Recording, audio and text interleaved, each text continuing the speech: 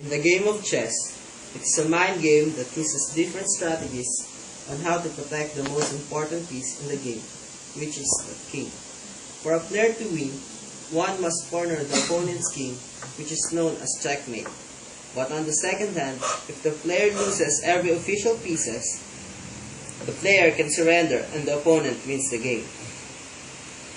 You may start the game.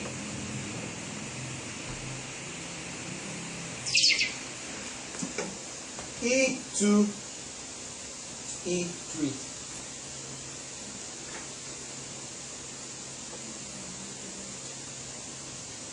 A7 to A6.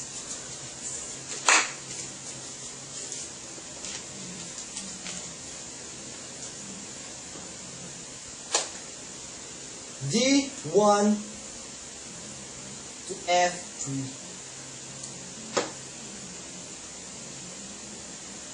A6 to A5.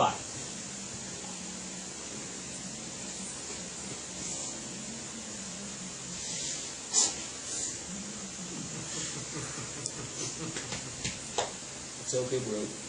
F1 to B, C4.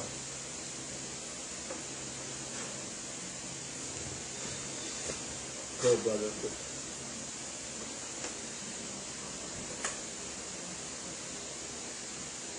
A5 to A4.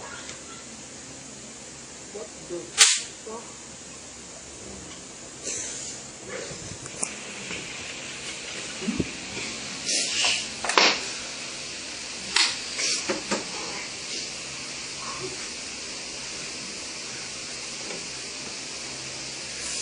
F3 to F7.